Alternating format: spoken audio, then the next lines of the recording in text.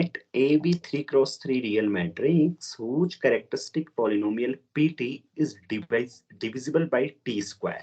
Which of the following statements is true?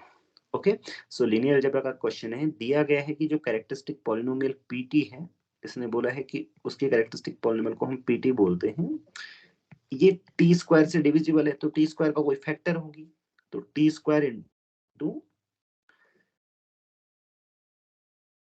ये कोई linear polynomial होगी। ठीक है, मैं इसको लिख देता हूं। चलिए आप लोग मुझे बताइए, पहले आप में से कोई बताइए कि इसका कौन सा ऑप्शन सही है, फिर मैं आपको सॉल्यूशन बताऊं। Sir option 2। Okay good, option ठीक है। तो देखिए सबसे पहली बात कि 3x3 रियल मैट्रिक्स आपको दी गई है, इसकी जो कैरेक्टरिस्टिक पॉलिनोमियल पीटी होगी ना, वो 3 डिग्री की मोनिक पॉलिनोमियल होगी, राइट।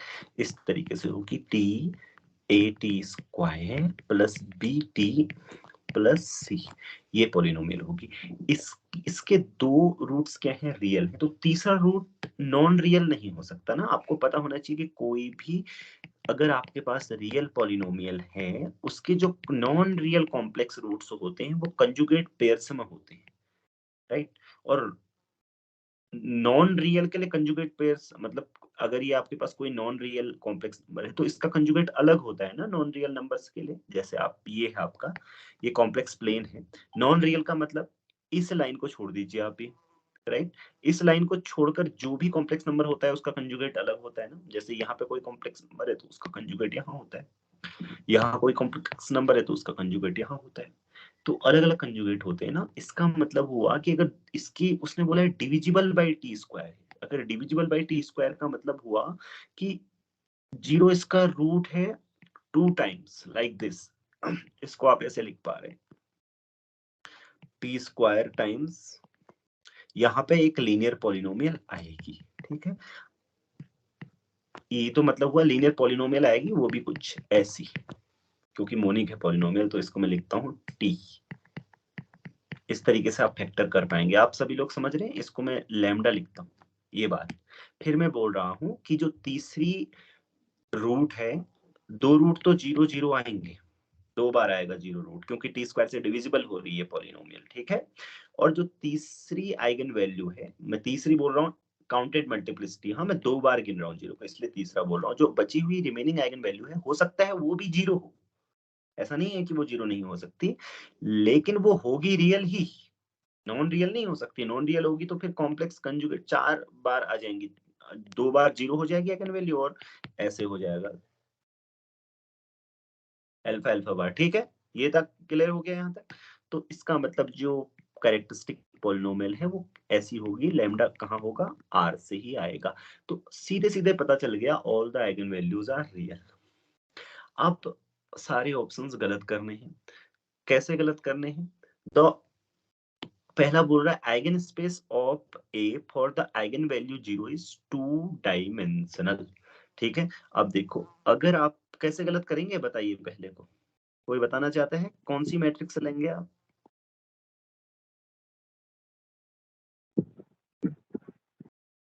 हाँ ठीक, A equal to 0 right, A equal to 0 ले लीजिए, क्योंकि इसकी जो कैरेक्टरिस्टिक पॉलिनोमियल होगी वो क्या होगी, PT equal to T cube, है ना कैरेक्टरिस्टिक पॉलिनोमियल। तो अब आप बताएं कि इसका eigen space corresponding to eigen value 0, eigen E lambda लिखते हैं ना, तो मैंने ई 0 लिखा है। हाँ, ई 0 का मतलब है eigen space corresponding to eigen value 0, those x from R cube for which A x, यानी कि 0 into x equal to x.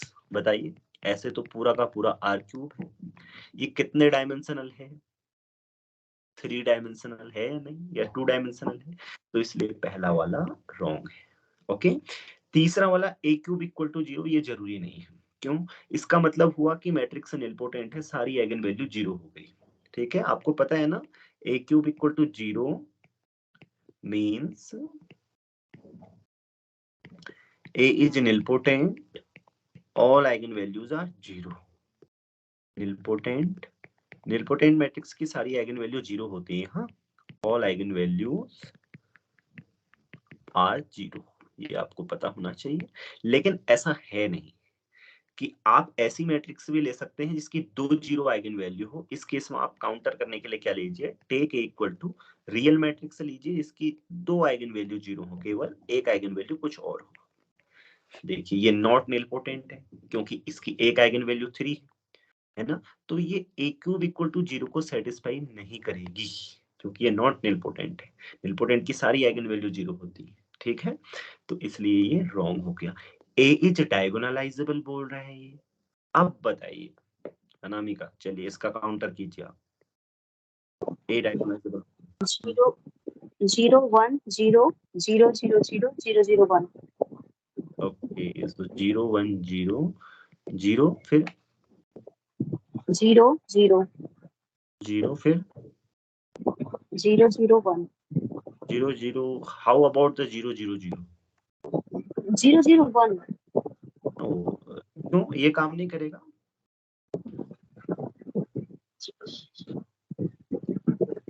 ठीक है, आप 0 0 1 भी अगर काम कर रहा है तो अलग बात है, लेकिन मुझे लगता है कि ये आसान होगा ना। यस ठीक है, वो भी सही बोल रही हो आप, लेकिन ये देखो निलपोटेंट मैट्रिक्स है, non zero nilpotent matrix. Non zero nilpotent matrix कभी भी डायगोनलाइजेबल नहीं होती है, ये आपको पता होना चाहिए। निलपोटेंट मैट्रिक्स नेवर डायगोनलाइजेबल, कभी डायगोनलाइजेबल नहीं होती है। ओके, क्योंकि उनकी मिनिमल पॉलिनोमियल क्या होती है, डिस्टिंक्ट लीनियर फैक्टर का प्रोडक्ट नहीं होती है। ये मैं आपको रीजन भी बता दूं, क्योंकि मिनिमल पॉलिनोमियल देखो, इसकी characteristic polynomial x cube equal to 0 हो गई, इसकी minimal polynomial x square equal to 0 है। अब सॉरी, इसकी कैरेक्टरिस्टिक पॉलिनोमियल एक्स क्यूब हो गई नॉट इक्वल टू 0, पॉलिनोमियल तो ऐसे होती है ना, एक्स क्यूब, और मिनिमल पॉलिनोमियल एक्स स्क्वायर हो गई।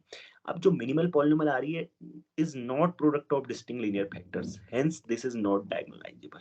ओके, तो उसने बोला है डायगोनलाइजेबल होनी ही चाहिए, और अनामिका भी सही बोल रही है। हाँ, so this is wrong also. So अब मुझे बताइए, इसमें कोई डाउट है? आपको काउंटर करना भी आना चाहिए। हाँ, वैसे इसका तो सही ऑप्शन का पता लगाना बहुत आसान है ना, कि कौन सा वाला सही होगा। सही ऑप्शन का पता लगाना डिफिकल्ट नहीं है। Is it difficult? Not difficult, right? So we can now end the class. Do you have any questions? बोलो, कोई क्वेश्चन है? कुछ समझ में नहीं आया पूरी क्लास में? नेट के मैंने लगभग आपको सारे क्वेश्चन सॉल्व करा दिए लगभग। हाँ, आई थिंक बहुत सारे हो गए ना, 49 पेज भर गए हैं देखो, लगभग 40 क्वेश्चंस तो कर लिए होंगे हमने। सो फिर भी अगर कोई डाउट है इन क्वेश्चंस में, पीछे के क्वेश्चंस में, अगर कुछ भी डाउट होता है पूछने में घबराइएगा नहीं कभी भी, ठीक है? ओके, सो मैं